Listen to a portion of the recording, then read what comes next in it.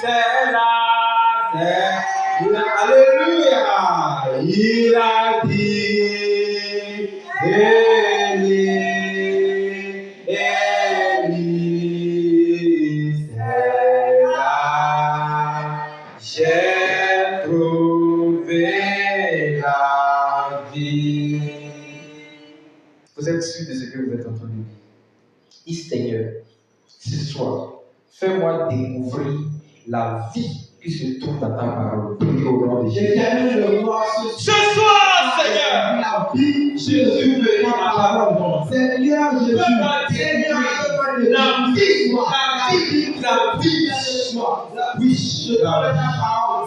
la vie qui se trouve dans ta parole. Fais-moi découvrir cette vie. Dis-le profondément sur ta parole. Cette vie, c'est la vie qui se trouve dans ta parole. Seigneur, fais-moi découvrir cette vie. Dis-le haut et fort. Seigneur Jésus, fais-moi découvrir la vie qui se trouve dans ta parole. Dis-le si tu ressens vraiment que tu as besoin de vie, que tu ne peux la voir que dans la parole de Dieu. Seigneur, fais-moi découvrir la vie qui se trouve dans ta parole. Seigneur, enlève-moi de cette étape d'ignorance. Enlève-moi de cette étape d'ignorance, Seigneur. Je le connais, Seigneur. Laisse-moi te comprendre. Amen. Cette prière n'est pas une prière qu'il faut faire pour faire. C'est une prière qui devait être profonde, comme un besoin qu'on sent et dont on reconnaît vraiment que j'ai besoin de la vie qui se trouve dans la parole. Je prie, si tu l'as demandé, qu'il te soit fait selon tes dits au nom de Jésus-Christ. Amen. Éternel, notre Dieu, notre roi, nous pensons et nous croyons que ce que tu as dit dans ta parole, tu le feras au milieu de nous. Amen.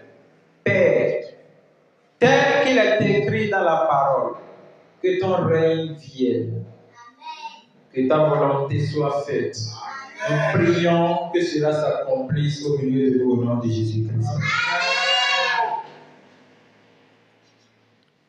Dévoile-nous la vie qui se trouve dans ta parole. Donne à chacun de cela selon le besoin de son cœur. Guéris les infirmités spirituelles qui se cachent dans notre vie chrétienne. Amen. Nos frères et sœurs qui sont encore derrière, nous prions. Ramène les saints et saufs au nom de Jésus-Christ. Amen. Dispose nos cœurs, dispose nos pensées. Faire de la sorte que nous puissions quitter ici étant changés, étant transformés, étant transformés par les merveilles de la parole au nom de Jésus-Christ. Amen. C'est au nom de Jésus que nous avons prié. Asseyez-vous dans la grâce du Seigneur Jésus-Christ. Nous sommes au moment de partager la parole de Dieu. Je vous salue dans le nom du précieux de Jésus. Le message de ce soir, nous allons le retrouver dans le livre de Colossiens, l'épître de l'apôtre Paul aux Colossiens, chapitre 2, le verset 6 et le verset 7. Alléluia. Amen. Le livre de Colossiens, chapitre 2, le verset 6. Ainsi donc, comme vous avez reçu le Seigneur Jésus, marchez en lui, étant enracinés et fondés en lui et affermis par la foi, d'après les inscriptions qui vous ont été données, et abandonnez en action de grâce. Amen. Amen. Des fois, il faut lire la Bible de façon esthétique pour que quelqu'un écoute et sans le désir d'écouter encore. Mais quand tu lis la Bible et ça te plaît, asseyez-vous dans la grâce du Seigneur. Le message que nous allons partager ce soir, nous sommes vraiment dans une rencontre de prière, mais ce serait une rencontre stratégique. Genre, il faut bien suivre le message, le mettre au centre pour comprendre.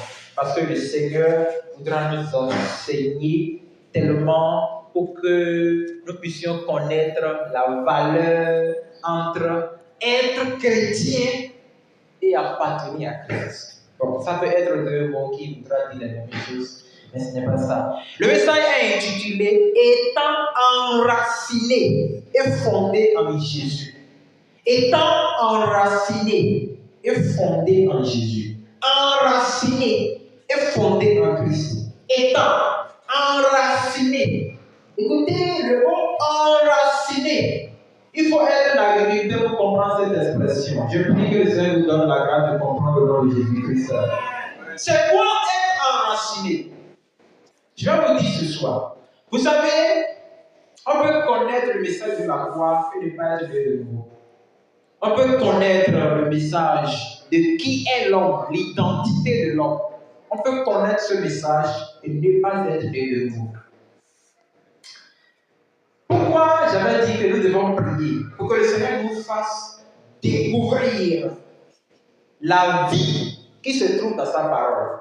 Nous devons grandir, comme je le dis, nous devons grandir, croiser. C'est-à-dire, le fait de connaître la lumière ne fait pas de nous la lumière. Non. Nous devons embrasser cette lumière jusqu'à ce que cette lumière nous transforme. Et le monde d'aujourd'hui pouvait lire Jésus, voir Jésus en nous et nous contempler comme Jésus. C'est aussi ça, découvrir la vie qui se trouve dans la parole. C'est-à-dire qu'on peut passer toute une décennie, tout un siècle en train de lire la Bible sans connaître la vérité et sans découvrir la vie. C'est pourquoi nous devons nous concentrer pour voir ce que le Seigneur a à nous dire par sa parole. Alléluia. Alléluia. La Bible dit, ainsi donc, c'est-à-dire, si l'apôtre Paul a employé le mot ainsi donc, cela voudra dire qu'il a déjà dit quelque chose en haut.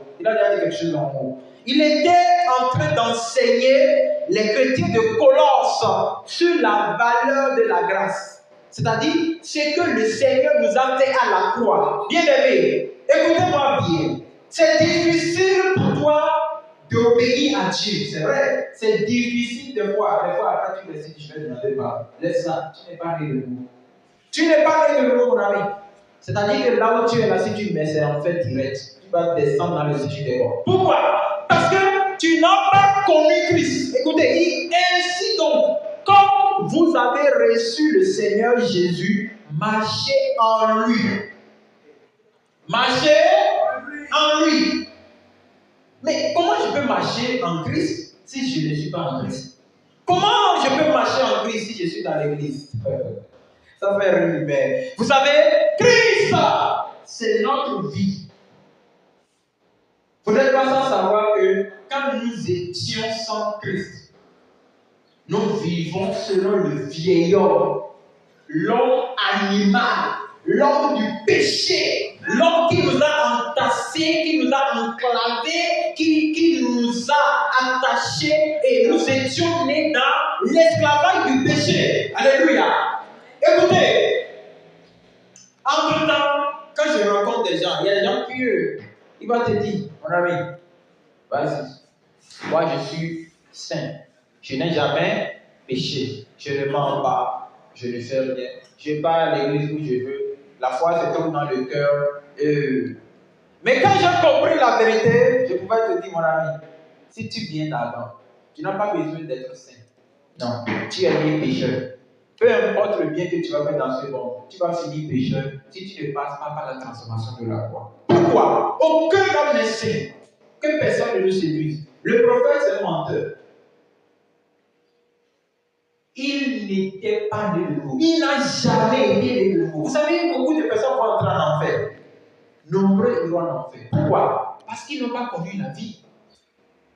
Tous les enfants d'Adam et Ève sont pécheurs. Que l'homme l'accepte, qu'il ne l'accepte pas, il est né pécheur. Et il n'a pas fait chose que lui va faire pour devenir saint devant Dieu. C'est faux. C'est pourquoi Jésus dit à Nicodème, si un homme ne naît de nouveau, si un homme, si une femme femme, si un enfant, si un vieillard, si un jeune ne naît de nouveau, il peut voir le nom de Dieu. Il va entendre de ça, de ses oreilles. Mais il ne peut pas voir, c'est pas entrer. Non, il ne peut même pas voir Dieu régner dans sa vie. C'est ça le règne de Dieu. Pourquoi Dieu ne règne pas dans la vie? Aujourd'hui, nous vivons dans un temps, on parle mal des enfants de Dieu. Oui, église, c'est vrai. Pourquoi? Parce que c'est les enfants d'Adam qui sont rassemblés dans les boutiques. Ils crient Jésus, oh Jésus ceci, Jésus cela. Et les chefs, enfants d'Adam, se présentent devant eux. Reçoivent-le au nom de Jésus-Christ. Pourtant, eux tous sont en train de manger dans les mêmes assiettes, c'est-à-dire le péché. Nicodème faisait partie de ces gens aussi, un docteur de la loi qui n'a jamais connu Christ. Alléluia. Mais Jésus lui dit, si, c'est une condition, si tu ne nais de nouveau, c'est-à-dire si ta vie adamique, ta nature pécheresse avec laquelle tu étais né, personne n'est innocent au péché. Oh non, c'est un enfant. Dieu va l'accepter. Romains 3, verset 23 a dit, car tous ont péché et sont privés de la gloire de Dieu. Tout le monde ira en enfer. Tout le monde. Nous sommes nés pécheurs. Et puisque cette vie du péché était si forte que l'homme ne peut s'en passer d'elle, Dieu même est descendu dans un corps qu'on appelle Christ.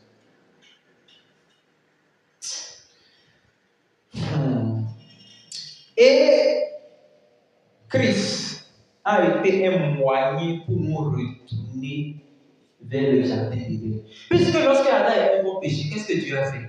Dieu les a chassés du jardin. Donc nous étions aussi chassés. C'est là la Bible dit privé, être privé de la gloire de Dieu. Ça veut dire que pour toujours, on a banni l'homme. Il ne peut plus voir Dieu. Donc, Christ a été le moyen pour pousser l'homme maintenant, à commencer par retourner vers Dieu. Alléluia. Alléluia. C'est pourquoi l'apôtre Paul dit ici, il dit, marchez en lui. Comment marcher en lui? C'est-à-dire que le jour où quelqu'un connaît cette vérité de qui il est, de sa propre identité, le jour où il reconnaît qui est son vrai père, que son père n'est pas son papa biologique, que son père n'est pas son grand-père, que son père n'est même pas Satan, son père c'est Adam, le péché, la chair. Le jour où cette personne connaît cela, et il tourne maintenant vers le chemin, et contempler maintenant qu'il doit passer par une transformation où on doit enlever la vie charnelle. Si on n'enlève pas cette vie, il va jeûner, il va prier, il va pleurer contre le péché. Mais ça ne peut pas arrêter le péché.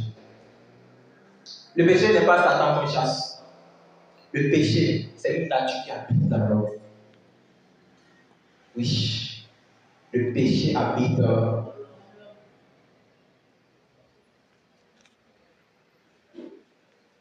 Et personne ne peut triompher le péché. Or, la victoire qui peut triompher ce péché, c'est à la croix. C'est à cause de ça que la Bible dit, le jour où la personne contemple cette vie de la croix et tourne vers la croix, on changera son identité et il commencera par marcher en Christ. C'est-à-dire, il va marcher dans la croix. C'est ça l'antidote contre le péché. Et vous allez voir, la Bible dit, étant enraciné. Genre, ça veut dire que cette personne était planté sur le péché. On l'a déraciné du péché et on l'a enraciné en Christ. Alléluia. S'il n'est pas enraciné en Christ, vous savez, il va prophétiser. Il va parler à nous. Il va même ressusciter des morts. Mais Jésus ne le connaît jamais.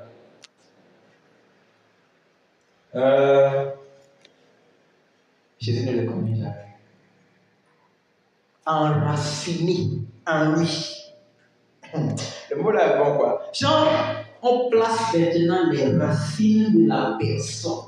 C'était quelqu'un qui était né dans le péché. Maintenant, on l'a déraciné. On a pris tout ce qui lui appartient. Quand on dit racine, la provenance même de la personne a été enlevée de l'ancienne nature.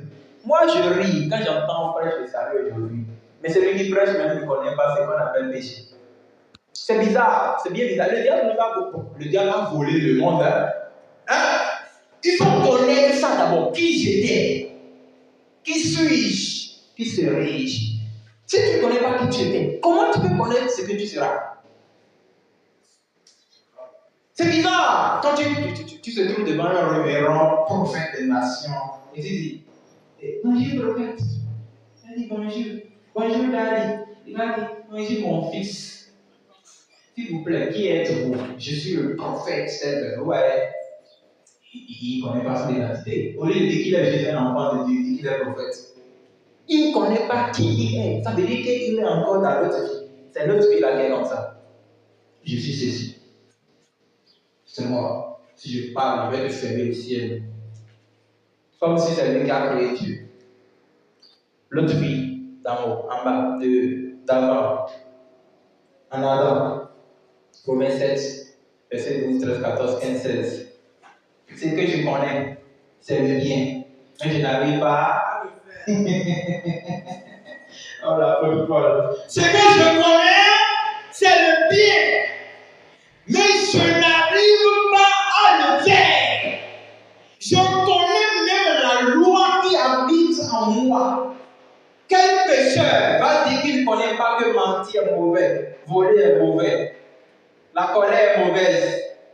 Il va même geler 40 jours contre la colère. Appelez le Seigneur, merci. Oh, alléluia. Je suis un enfant de Dieu. Il retourne à la maison. Satan va faire mon ami. Je vais te faire ça maintenant. Satan va faire lever son mari seulement. Il va dire, toi viens ici, Dieu est là depuis. Il va dire, mais je t'ai pas fait prier. Je t'ai pas fait prier. Hein? Mais tu vas choisir entre Jésus et moi. Ah, chérie, c'est pas ça. Imagine, que le mari va comme ça. Ça, c'est l'oreille. Bon, moi, comme moi, ici gauche, vous voyez, non? Les mains gauche là, c'est bien douce. Quoi? C'est moi, tu parles? Hey! C'est lui qui vient de jeûner 40 jours contre la colère. Regardez comment la colère s'est réveillée. Quand la colère n'était pas encore en lui. Arrête ça. Oh. Donc la colère n'était pas morte en lui. Et si la colère n'est pas morte, c'est qu'il continue d'être un jouet pour le diable. Il continue d'être un jouet, c'est le pire. Ça. Donc la prière ne peut pas arrêter le péché. C'est faux.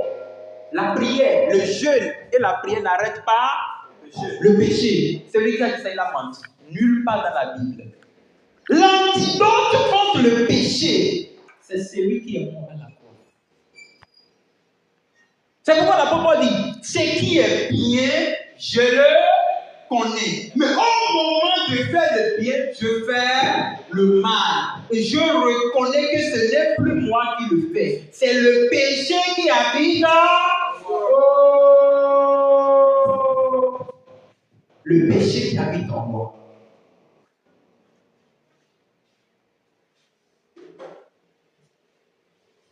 Et j'ai crié, malheureux que je suis, qui peut me sauver de cette chair de la mort? C'est ce que nous étions. Étant déracinés de cette vie, on nous a enracinés en Christ. Donc actuellement, si nous habitons en Christ, je ne sais pas pour vous, mais si vous habitez en Christ, écoutez, la Bible dit, étant enraciné en Christ et fondé en lui, toutes mes pensées devaient venir de Christ. Si votre pensée ne vient pas de Christ, de qui vient-elle? Si vos choix ne viennent pas de Christ, de qui vient-il?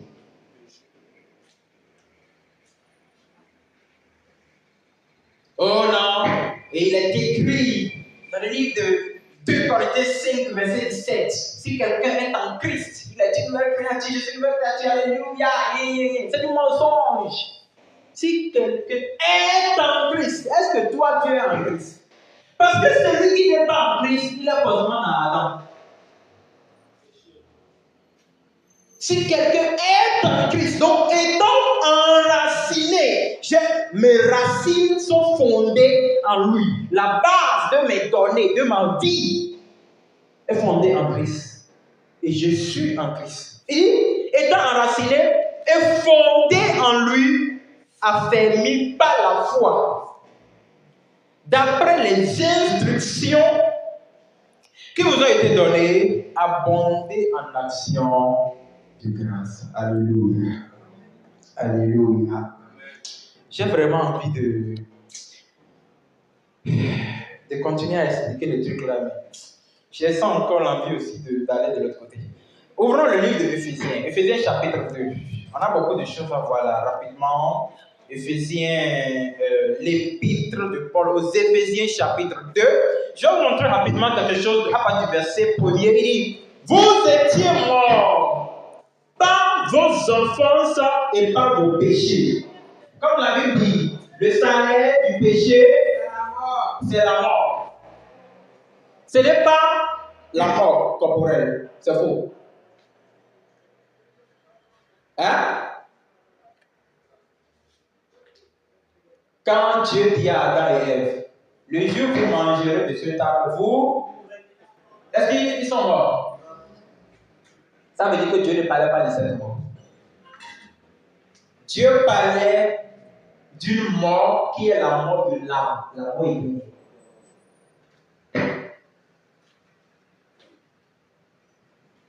Donc, Adam et Ève étaient morts quand ils étaient même vivants. Alléluia. Adam et Ève étaient en pensant qu'ils étaient encore. Caïn était né vivant, mais Caïn était déjà mort. Vous savez, non? Caïn était déjà mort, hein? Parce qu'il est né avec l'ADN du péché. C'est pourquoi Caïn n'a pas peur de tuer son frère. Qui a enseigné à Caïn de tuer son frère? C'est le péché qui habite en lui. Écoutez, si vous lisez Galates chapitre 5, verset 19, 20, l'apôtre Paul a cité les œuvres de la chair. Ça veut dire que si le péché habite dans quelqu'un, quelles sont les qualités de vie que la personne doit mener? Même pas besoin de lire ça. Pas besoin de lire ça. Ça, tout le monde connaît ça. Galates chapitre 5, oh, les œuvres de la chair sont manifestes. La division, les sectes, la sorcellerie, les ceci. Et il n'a pas tout dit, hein? Il a dit des choses semblables. Comme je vous l'ai dit, que ceux qui font telles choses mériteront, n'entreront, ne verront pas le royaume de Dieu. Ça veut dire que si quelqu'un fait ces choses, c'est que Dieu ne règne pas en lui. C'est le péché qui règne en lui. Qu'est-ce qui règne en vous? Et si ce n'est pas le temps de prendre une résolution et de dire, je vais décider d'appartenir à Jésus. Et de commencer à contempler le chemin de la croix. C'est à la croix. C'est à la croix que vous pouvez. C'est quand vous verrez l'or de la croix. C'est lui qui a bu le péché. Il a bu. Christ a bu. Il a pris la coupe du péché comme ça. Il a bu. Oh, mais Jésus. Il a fait quoi? Il a pris la coupe du péché et il a. Vous savez que la coupe du péché, là, c'est pas seulement la coupe. Hein? Je vais vous étonner. Peut-être que vous n'avez jamais entendu ça. Hein? Il a bu Adam. C'est-à-dire que quand Christ buvait cette coupe-là, il n'a pas bu le péché. Hein? Il m'a bu dedans. Vous comprenez? Maintenant, quand il m'a bu, qu'est-ce qu'il a fait? Il est parti me crucifier. Ce n'est pas Christ qu'on a crucifié, c'est le péché qu'on a crucifié. Et si le péché est mort, le péché ne peut plus vivre. Donc Christ est ressuscité, habité en moi pour que moi je mène une vie de Christ. C'est pourquoi on peut m'appeler chrétien. Oh, le chrétien! Oh, le chrétien! Voilà, chrétien maintenant. Hein? Être chrétien, c'est une vie. C'est une vie, c'est une dignité. Si ce n'est pas le cas, la personne est adamique. Il n'est pas de Christ. Ce n'est pas à nous de montrer au monde que nous sommes chrétiens. C'est au monde de voir Christ en nous. Alléluia. Où est Christ dans ça? C'est ça le problème. Alléluia.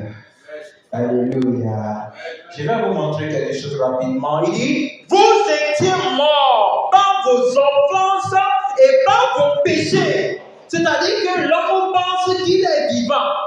Or, l'homme était mort par le péché. Pourquoi aujourd'hui, les gens ont peur de la mort? Vous êtes dans le taxi, deux taxis se posent. Mon enfant est à la maison. Ma femme est à la maison. Mon mari est à la maison. C'est les morts qui ont peur de la mort. Mon ami, au lieu d'avoir peur de la mort, là, il y a quelque chose que tu devrais craindre. C'est le péché. Quand le péché habite en vous, vous avez peur de mourir. Pourquoi? Parce que votre âme est déjà morte. À force de mourir dans cette enveloppe, vous risquez d'entrer dans la mort éternelle. C'est pourquoi nous avons peur de la mort. C'est pourquoi nous avons peur de la mort. La police n'est pas entrée ici. Non, la police n'est pas entrée ici. Les militaires n'ont pas entré ici maintenant avec des fusils. Vous parlez de quel Jésus? Jésus trace pour tout vous avez fait. Pourquoi? Parce que, ou bien vous n'avez pas vu. Qui va résister? Vous, ça va se passer, c'est pas la blague. Pourquoi? Sauf celui dont la nature du péché devient et commence par devenir faible en lui. Cette personne seule peut résister. Pourquoi? Parce qu'il n'a plus le sang plus envie des choses de cette terre. Mais sa passion est devenue la passion céleste. Ces désirs sont devenus des désirs célestes. Il pense les mêmes choses que Dieu. Il réfléchit comme Dieu. Il fait des plans avec Dieu. Si Christ avait peur de la mort, est-ce qu'il va partir à quoi? Non. Il faut calculer. Donc, l'homme était mort par ses offenses. Étant mort par ses offenses. Ces offenses, c'est-à-dire les actes que nous commettons quand nous sommes libres. Personne ne va nous dire que non, moi je ne volais pas, on m'a appris comment voler. C'est du mensonge. Oh, c'est un enfant, il ne faut pas faire ça devant lui. L'enfant là, il est né avec l'intelligence artificielle d'Adam et Ève. Mon ami, si tu ne sais pas faire, je vais pécher là, les enfants maîtrisent ça plus que vous. Qui les enseigne comment voler 100 francs pour aller payer les bonbons ou bien les chocolats? C'est le péché qui habite en lui. Personne n'est enfant devant Dieu.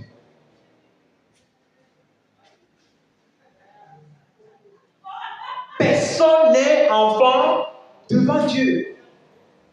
Vous savez, il y a un frère dans la vie qu'on appelle frère David. Tout le monde connaît. Ce qui a marqué l'histoire de David, c'est qu'il a tué. Il a tué. Vous me regardez comme des gens. Vous avez faim, je vais clôturer, vous allez aller manger. David a fait quoi? Il a tué Goliath, non? Vous ne savez pas la provenance de ça, mais je vais vous expliquer ça. David a pu tuer Goliath, ce n'est pas parce qu'il a la foi, il a l'audace, non. Samuel lui avait honte avant de partir. C'est l'onction qui l'a poussé. Mais vous savez que le frère David là, avec l'ancien qui tue Goliath là et qui combat pour Jésus là, il a pris la bande de lui. Il n'a pas fait ça une fois. Non, il a fait ça plusieurs fois. L'ancien des prophètes là ne va pas empêcher le prophète de coucher avec les femmes des gens. C'est pourquoi nous rencontrons des bêtises. Le pastoreau, le révérend qui vient de prêcher Jésus, qui vient même de pleurer sur le bibi en disant Seigneur, ton option. Oh, révérend! Hey! Il a déjà couché avec toutes les femmes de l'église. C'est un menteur. L'onction ne l'a pas empêché de forniquer. Pourquoi? Parce qu'il a la nature de la chair en lui. Que personne ne nous ment.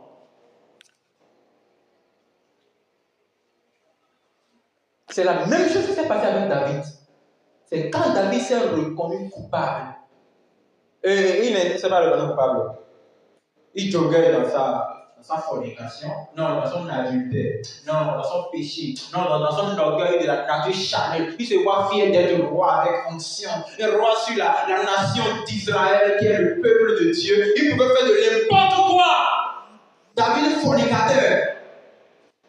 Dieu a envoyé Nathan. Il dit, Nathan, va me voir ce monsieur-là. Il n'est pas d'ailleurs. Nathan vient dire, oh roi, majesté, majesté. Il dit, non, prophète, attends. Et Nathan dit, roi, vis éternellement. Amen, amen. Tu sais, dans notre royaume ici, il y a un homme qui a un seul âne. Il y a un autre homme qui a 1000 ânes. Mais cet homme qui a 1000 ânes a laissé ses milliers d'ânes pour aller prendre l'unique âne de l'autre. Imagine David, hein? Il va se lever de son lit. Mais qui a fait ça? Qui a pu faire ça? Et le Dieu va dire, oh roi, quand le roi se lève là, qu'est-ce que le Dieu fait? Il se lève comme ça, chanter, oh roi, la patience, Il a vraiment dit, roi, un pied derrière le roi, alors fais doucement. Et Nathan se lève comme ça, tu vois David? David, tu vois David? Et David se lève comme ça, il dit, mais qui a pu faire cette chose? Que cette personne soit tuée. Imaginez si Nathan était comme moi. Nathan va se lever comme ça. Révérend David, c'est toi. C'est toi! David, c'est toi qui as fait ça. Là maintenant, sans colère qu'il arrivait, c'est vrai. Il va quitter maintenant le trône, s'asseoir par terre comme ça. Attends. Je ne connais pas ce qu'il m'a dit, tu vois, David. Si moi j'étais dans la j'allais lui donner un. Avant de lui dire, roi, tu as fait des bêtises. C'est toi! Dieu t'a donné des femmes. Dieu n'aime pas la polygamie. Mais toi, cette chose, Dieu t'a donné des femmes. Tu as laissé toutes ces femmes. Tu as pris la femme du pauvre Uri. Ça ne t'a pas suffi. Tu l'as tuée. David, Dieu m'a envoyé te dire que tu as ouvert la bouche aux ennemis de parler contre Dieu et tu vas pécher. C'est la nature du péché. David ne pouvait pas l'éteindre de lui-même. Alléluia. C'est bizarre. C'est bien bizarre. C'est la nature du péché. C'est là que David s'est reconnu. C'est là qu'il a écrit le psaume 51, où il disait, c'est dans le péché que ma mère m'a conçu. Je suis né avec le péché. Donc il a fallu que cet événement se produise avec David pour qu'il reconnaisse qu'il était un pécheur. Frère, celui qui n'est pas passé par la croix ne peut pas voir le royaume de Dieu. Ceux qui meurent, vous voyez là, ils partent au ciel. C'est comme ça que les gens sont en train de périr. En train de périr. En train de périr. Parce qu'ils ne sont pas de nous. Est-ce que ce n'est pas le temps de penser? Est-ce que ce n'est pas le temps de dire Seigneur, aide-moi à me débarrasser de cette nature. Longtemps esclave avec le péché. Longtemps esclave avec la chair. Quel jeûne tu vas faire? Combien de fois tu vas demander pardon devant Dieu? Quelle relation tu as avec Dieu et tu ne cesses de demander pardon, pardon, pardon. Crucifié à la croix pour moi. Crucifié à la croix pour moi. Christ a pris mes péchés. Christ a pris mes péchés. Il m'a délivré. Crucifié à la croix pour moi. Il n'est pas allé à la croix à cause de lui-même. Il était parti à la croix à cause de moi.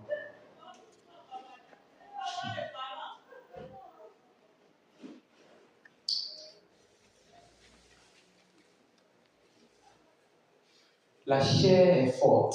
Aucune onction ne peut l'arrêter. Si l'onction pouvait l'arrêter, David avait suffisamment d'onction. Moïse avait suffisamment d'onction. Mais quelle chair si forte a pris possession de Moïse, qui avait jeûné 40 jours en priant de Dieu, comme ça, Dieu créateur de l'esprit humain. Moïse, 40 jours de jeûne devant Dieu Tout-Puissant. Et il venait de revenir. Une simple colère a fait que Moïse a détruit la tablette de Dieu. Oh! La colère! C'est une œuvre de la chair. Bien-aimé en Jésus-Christ, vous devez voir à quel niveau cela vous fait mal d'être loin de Dieu en pensant que vous êtes enfant de Dieu. Apôtre Paul l'a avoué. Ce qui est bien, je le connais. Mais quand je voulais le faire, c'est le mal que je fais. Alléluia. Bon, le livre de Éphésiens chapitre 2, qu'on attend de lire, je vais sauter ça, je vais rapidement voir certaines choses ici. On va voir rapidement le verset 5. Il dit, nous qui étions morts par nos offenses, nous a rendu la vie avec Christ. C'est par grâce que vous êtes sauvés. Il nous a ressuscités ensemble et il nous a fait asseoir ensemble dans la liste céleste en Jésus-Christ. Donc ça veut dire que si je suis en Christ, je ne suis plus dans ce monde. C'est celui qui est dans le péché, en Adam, qui voit les choses, qui veut se faire riche, qui veut tout faire. Je n'ai pas dit qu'on ne va pas travailler, on ne va pas avoir de l'argent. Même travail qu'on fait, si quelqu'un dans le monde ne connaît pas, on va le tripler. On va faire plus que lui. Parce que l'esprit d'excellence habite en nous. Pas besoin de casser le corps. Pourquoi nous ne prions pas pour être riches? Parce que nous avons celui qui a créé la richesse en nous. C'est pas ça le problème. Le problème, c'est que, ici, là, la Bible dit, il dit, il nous a ressuscités ensemble et nous a fait asseoir ensemble avec Christ au ciel. Ça veut dire que actuellement je suis ici, c'est mon enveloppe là qui est ici. Moi-même en personne, je suis dans le trône là-bas. Voilà pourquoi je ne peux pas parler le même langage que le monde. Si vous parlez le même langage que le monde, c'est que vous êtes ici. Et n'oubliez pas ce que Jésus a dit. Vous êtes dans bas. Moi, je suis en haut. D'où êtes-vous? Si vous êtes dans haut, vous devez avoir la vision du Christ, défendre Christ, parler comme Christ, pas parler comme les pasteurs, pas parler comme l'église. C'est le prophète qui l'a dit. Le prophète est adamique. Toi-même, tu es adamique. Le prophète va aller en enfer. Toi-même, tu vas aller en enfer. C'est à cause de ça que tu défends mon prophète, mon prophète, mon prophète honneur, prophète adamique, prophète fornicateur. Souvent, c'est les gens que les prophètes couchent dans les églises qui crient mon prophète, mon prophète. Ne regarde pas ça. Pas ça. Dis seulement mon mari. C'est du mensonge. Alléluia. Alléluia. C'est la chair. C'est la chair. C'est à cause de ça, vous ne pouvez pas dire la vérité. Parce que quand tu vas dire la vérité, là, les enfants d'Adam vont se lever contre toi. Parce que tu parles mal de leur grand-père.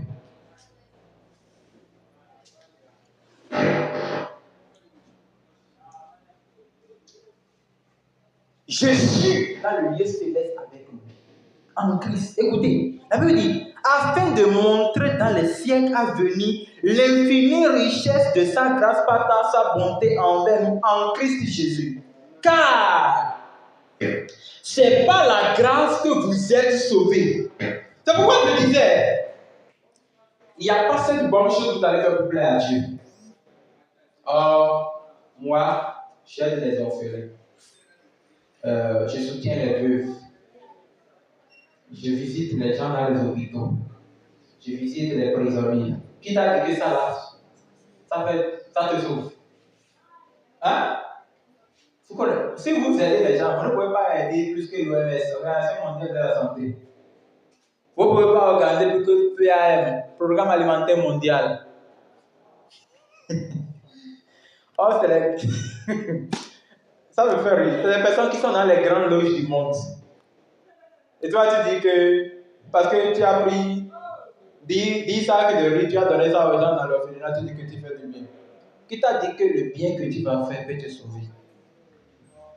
C'est pourquoi tu jeûnes contre le péché, mais tu n'arrives pas. Parce que la solution contre le péché ne peut pas venir de toi. Quel jeûne les gens ne parlent pas dans la Bible? Je vous ai pas montré ici que les gens ont jeûné 70 ans. 70 ans devant Dieu. Si ça n'a pas pu guérir le péché, c'est un jeûne de 40 jours qui vont. Alléluia. Quand je lis comme ça énerve Satan, il voit que je le blâme. Tu n'as même encore rien vu. C'est que, si jeûne, prière peut guérir le péché. Quel jeûne Moïse n'a pas fait? Quel jeûne Élie n'a pas fait? Aucune solution de l'homme ne peut guérir le péché. La seule personne qui a guéri le problème du péché, c'est Christ qui a bu la coupe. Il a bu la coupe du péché. Et il a été crucifié. Et quand il a fini, il voulait lâcher son esprit. Il dit c'est accompli. Bien aimé en Jésus. Pour être enraciné en Christ, il faut passer par la croix. Être brisé. Se voir à la croix. En train d'être frappé. Pour que la nature, le moi, je suis ceci. Moi, je connais ceci. Moi, je suis comme toi qui. Si ce n'est pas toi, enfant d'Adam, celui qui vit dans cette nature ne peut plaire à Dieu. Alléluia. Il y a encore beaucoup de choses que je vois dans la référence ici, mais je vois que le temps est en train de passer. Donc, nous allons clôturer ça. Et on va retourner sur la référence qu'on avait à l'époque commencé avant que je ne clôture dans le livre d'Éphésiens chapitre 2 versets 6 à 7. Ainsi donc, comme vous avez reçu le Seigneur Jésus-Christ, marchez en lui. Verset 7. Étant enracinés et fondés en Jésus, affermis par la foi, d'après les instructions qui vous ont été données, abondez en action de grâce. Alléluia. C'est pourquoi chaque jour, nous devons avoir l'habitude de bénir le Seigneur. Seigneur, je te remercie parce que tu m'as fait connaître la vérité. Une vérité qui est voilée dans le monde. Je vous assure. Nous avons plein de dénominations dans ce corps gentil. Et si on rassemble toutes les dénominations et vous montrez la vérité sur la nouvelle naissance, j'avoue, je suis témoin. Qu'on ne va pas trouver même deux pasteurs qui vont dire qu'ils connaissent ça.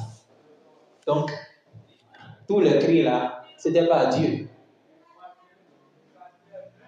Nous devons rendre grâce à Dieu. Et ce message, nous sommes appelés à parler à qui que ce soit. C'est la seule solution de leur prouver l'amour de Dieu. Sinon, nous sommes des débiteurs devant le Seigneur. Moi, ça me fait mal.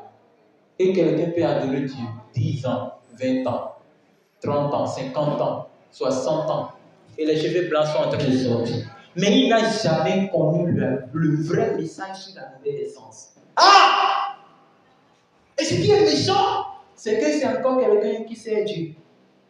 Donc ça veut dire qu'il ne connaît pas la vérité. Et il enseigne quoi?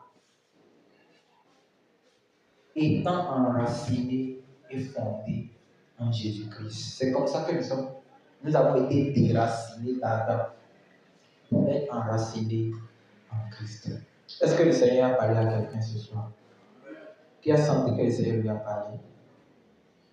C'est pourquoi vous avez dit, Seigneur, fais de la sorte que ma vie entière, toute ma vie entière, soit enracinée totalement en toi. Priez au nom de Jésus-Christ.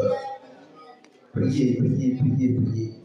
Aide-moi pour que je sois cette personne dont la vie entière, ma vie entière, pas de vie réservée, ma vie entière soit fondée, soit enracinée totalement en toi. Oh, il a été crucifié pour toi.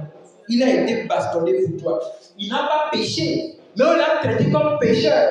Parce qu'il a vu le péché. Bien aimé, ça suffit que tu sois guéri. Ça suffit que tu sois sauvé. Si avec ça, tu n'as pas connu la vérité, c'est que le diable t'a voilé.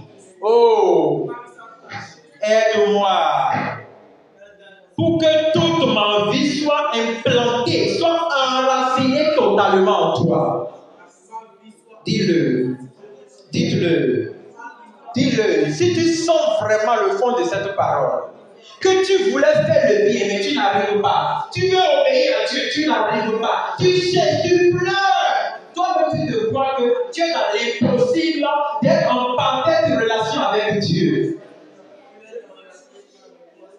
Dis Seigneur, je veux que toute ma vie entière soit enracinée en toi.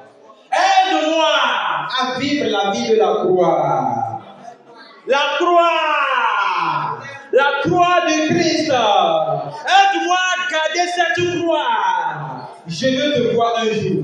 Seigneur, je veux te voir un jour. Ça me plaît de te voir un jour. Ça me plaît de vivre, de vivre avec toi un jour. Mais tu ne peux pas venir vivre avec lui si tu ne viens pas la vie de la croix. C'est pourquoi Jésus a dit, je suis le chemin, la vérité. Oh! Si vous ne passez pas par la croix, vous ne pouvez pas voir le Christ. Vous ne pouvez pas le voir. Si tu désires le voir, dis Seigneur, aide-moi à vivre la vie de la croix. Aide-moi à vivre la vie de la croix. Oh, la croix. Oh, la croix. La croix, c'est le seul chemin qui mène au ciel. Je ne veux pas être ce chrétien qui ne connaît pas la vérité. Non, non, non. Je veux découvrir toute la réalité qui se cache derrière la croix de Christ.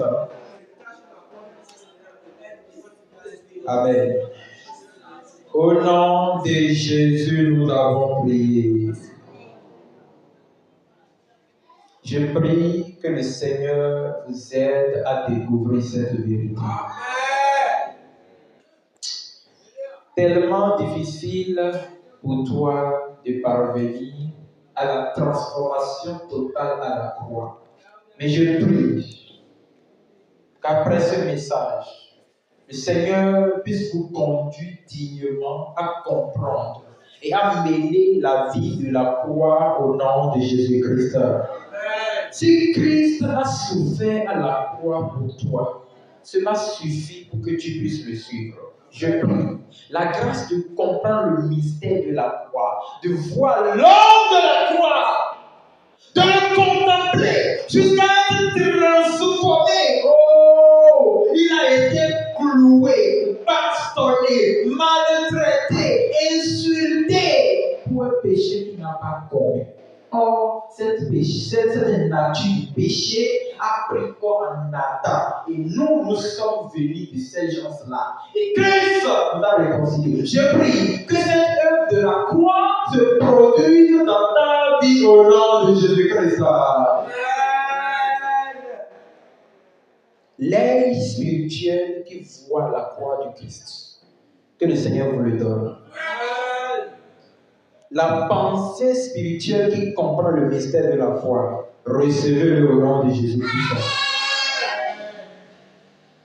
Seigneur, tu connais que la douleur est forte, mais l'homme ne peut pas le solutionner.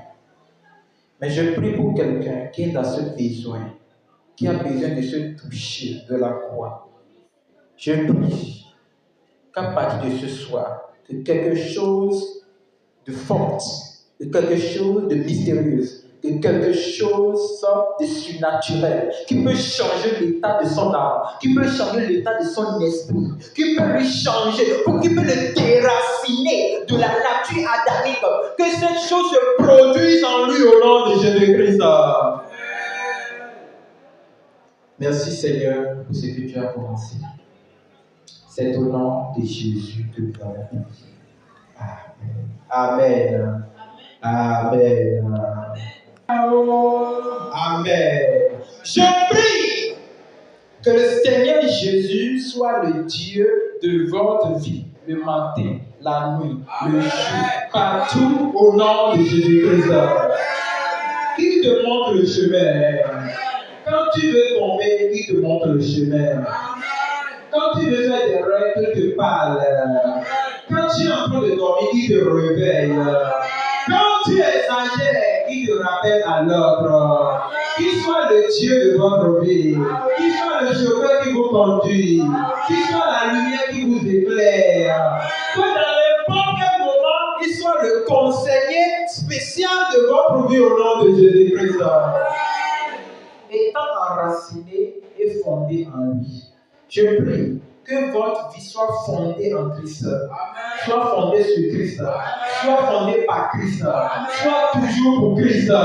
Christ au nom de Jésus-Christ. La grâce de comprendre cette vérité et de le prêcher à une autre personne. Je prie que cette grâce soit abondante dans votre vie au nom de Jésus-Christ. Merci Seigneur pour ce que tu as fait. Que la grâce de notre Seigneur Jésus-Christ, son amour et sa force vous tiennent debout. Vous donne la grâce de vivre dans la sanctification. Vous ouvre les yeux à voir les choses cachées. Au nom de Jésus-Christ. Amen.